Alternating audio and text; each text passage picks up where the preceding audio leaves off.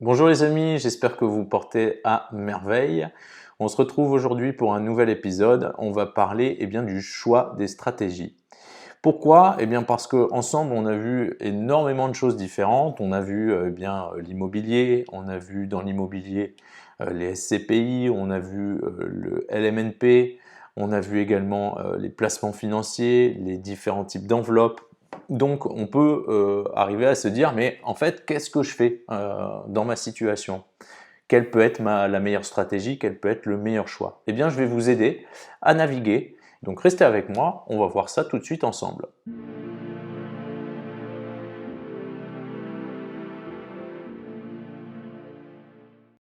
Donc les amis, aujourd'hui on va parler du choix des stratégies. Avant de commencer, pour les nouveaux ici, ceux qui ne me connaissent pas, je m'appelle Mathieu, je suis entrepreneur. Et j'ai décidé de créer cette chaîne afin de partager avec vous les connaissances que j'ai dû emmagasiner au cours de mon parcours pour créer bien sûr mon entreprise, mais aussi ensuite pour optimiser celle-ci, pour optimiser également ma rémunération, également mes taxes.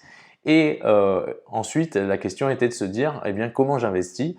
Donc pour cela, je me suis fait aider par une formidable équipe de conseillers en création et gestion de patrimoine qui m'ont fait toute mon éducation financière. Avant ça, mon éducation financière, c'était zéro. J'ai aussi assisté à énormément de webinars sur la comptabilité, etc. Et donc, je crée ce contenu pour partager ces connaissances avec vous, vous éviter les erreurs que j'ai pu faire, vous faire gagner du temps et vous permettre d'investir et de créer votre richesse sereinement. Si vous trouvez ce contenu intéressant, que vous pensez que ça pourrait aider quelqu'un, n'hésitez pas à le partager, c'est comme ça qu'on pourra toucher un maximum de monde et aider un maximum de monde. Alors sans plus tarder, aujourd'hui, on va voir le choix des stratégies. Pourquoi? Parce que comme je le disais en introduction, on a vu ensemble beaucoup de choses. On a vu l'immobilier, on a vu les placements financiers. Et à chaque fois, dans ces deux domaines qui sont les deux grands domaines de l'investissement, on a vu les différentes choses que l'on peut faire. Maintenant, on pourrait se poser la question, qu'est-ce que je fais moi dans ma situation? On va voir ça ensemble tout de suite. Alors la première question qu'il faut se poser, c'est où est-ce que vous êtes dans votre trajectoire de patrimoine? En gros, il y a trois étapes et trois besoins qui correspondent à ces trois étapes dans la création, la gestion et la transmission du patrimoine. Je viens de vous donner les trois étapes. La première étape, c'est la création du patrimoine.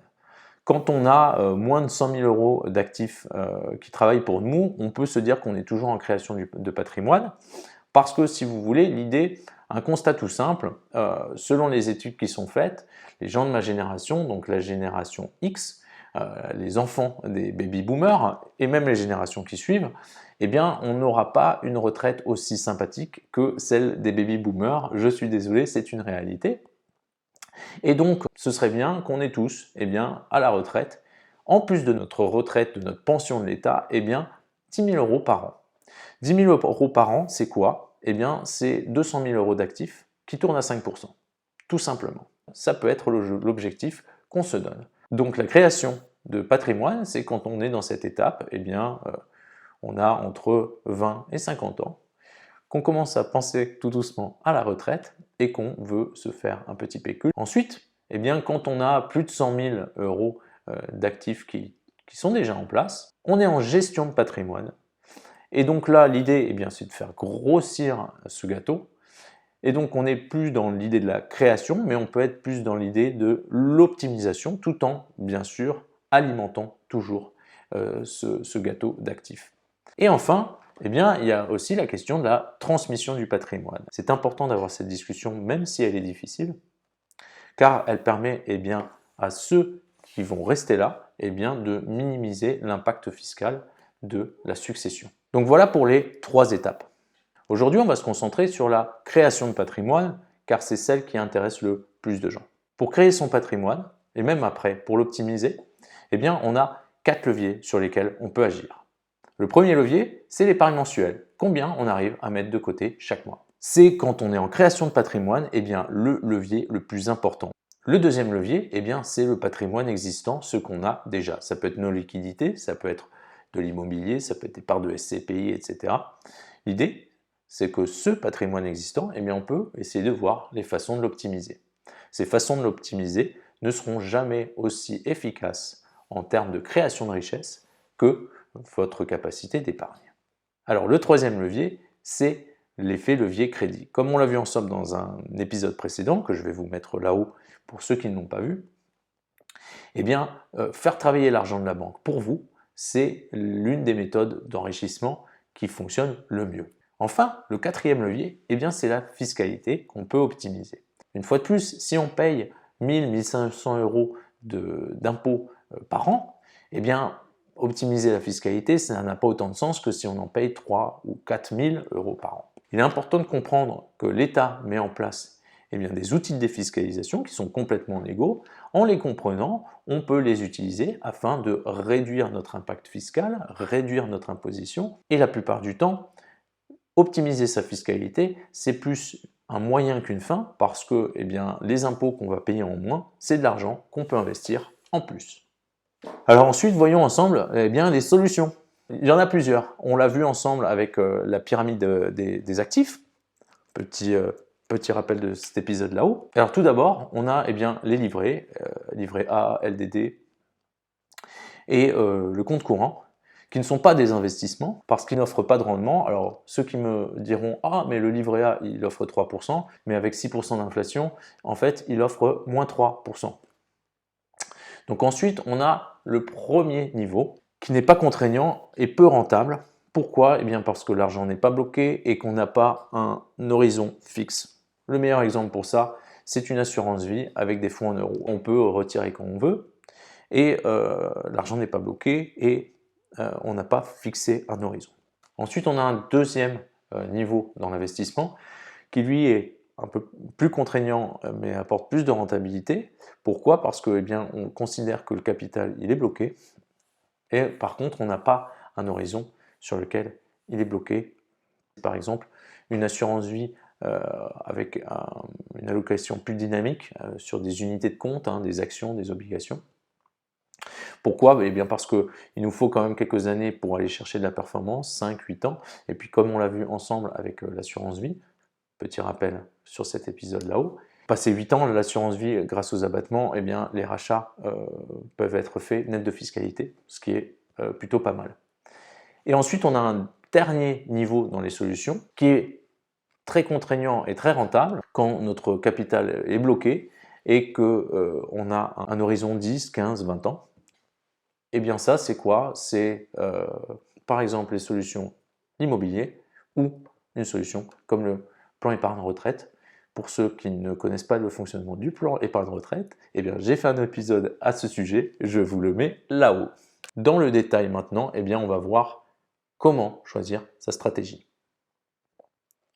Première question qu'il faut se poser, c'est est-ce que j'ai une capacité d'emprunt? Est-ce que j'ai une capacité d'endettement? Est-ce que la banque va me prêter de l'argent? Si la réponse est oui, il faut se poser la question, est-ce que j'ai des projets à long terme? Pourquoi? Parce que si vous êtes jeune actif, que vous êtes installé quelque part et que vous vous dites « Oh, j'irai bien vivre à l'étranger quelques années » ou « Je prendrai bien une année sabbatique », ou forcément année sabbatique, vos revenus vont descendre. C'est peut-être pas la meilleure idée de faire de l'immobilier. Si par contre vous êtes dans la situation que vous voulez fonder une famille, vous posez, vous voulez vous fixer au moins pour les 5-10 prochaines années dans la région où vous êtes, là, ça peut être la bonne idée d'avoir recours à l'endettement afin de faire travailler l'argent de la banque pour vous. Donc projet à long terme, oui ou non? Donc si oui, on peut faire de l'immobilier à crédit. Sinon, il faut aller voir sur d'autres solutions. Ensuite, si on fait de l'immobilier à crédit, il faut se poser une troisième question. Cette question, c'est est-ce qu'on a une fiscalité supérieure, grosso modo, à 3 000 euros? Si on a une fiscalité qui est supérieure à 3 000 euros, il faut se poser la question parce qu'on peut aller sur des solutions immobilières permettant de défiscaliser. Donc si on a une fiscalité qui est importante, on peut aller s'orienter vers ces solutions avec un cadeau fiscal que sont le Pinel ou le LMNP. Alors le Pinel peut être moins intéressant aujourd'hui du fait de la remontée des taux d'intérêt et aussi de la baisse de l'avantage Pinel. Mais il y a encore, je pense, j'en suis convaincu, si le produit a bien été sélectionné et que le montage est bien ficelé, eh bien, il y a encore des Pinel qui peuvent être très intéressants. Bien sûr, ce ne sera peut-être pas aussi intéressant que les 10 dernières années passées, mais il y a encore quelque chose à faire. Et puis, le LMNP, on peut avoir un avantage fiscal également. Pour ceux qui ne connaissent pas ce système, eh bien, je vous renvoie vers l'épisode au sujet du LMNP. Et donc, si on a une fiscalité qui est, elle, inférieure à 3 000 €, on peut faire de l'immobilier eh bien, dans l'ancien, classique, ou alors peut-être même se poser la question du LMNP également, pour essayer de faire un petit peu d'optimisation fiscale tout de même. Donc ensuite, on repart en haut et donc on se pose la question, est-ce que je peux être finançable? Est-ce que je peux m'endetter? Si la réponse est non, eh bien, il faut se poser ensuite une autre question, c'est est-ce que j'ai une fiscalité supérieure à 3 000 €? C'est-à-dire, est-ce que je paye plus de 3 000 € d'impôts par an? Si la réponse est non, eh bien, qu'est-ce qu'on va faire? Son stock, c'est-à-dire ses liquidités disponibles, l'argent qu'on a de disponible cash, et bien sûr nos comptes, on va garder bien sûr une partie pour notre épargne de précaution, mais le reste, on va le placer eh bien, sur des supports assurance vie, PER, contrat de capitalisation. Pour ceux qui ne connaissent pas le contrat de capitalisation, il a le même fonctionnement que l'assurance vie. La seule différence, c'est que l'assurance vie, au décès du souscripteur, eh bien, elle s'arrête et elle est versée aux bénéficiaires. Le contrat de capitalisation, lui, continue et donc il continue à travailler. Et on peut également investir ce stock dans des parts de SCPI en nue propriété. Alors, SCPI, qu'est-ce que c'est? Je vous envoie vers l'épisode sur les SCPI. Et la nue propriété, eh bien, je vous envoie vers l'épisode sur le démembrement. L'idée, en gros, les SCPI, ce sont des parts de sociétés immobilières, donc c'est de la pierre papier, on investit dans l'immobilier, mais on n'a pas les clés d'un appartement, donc il faut qu'on refasse le chauffe-eau et la tuyauterie quand elle pète.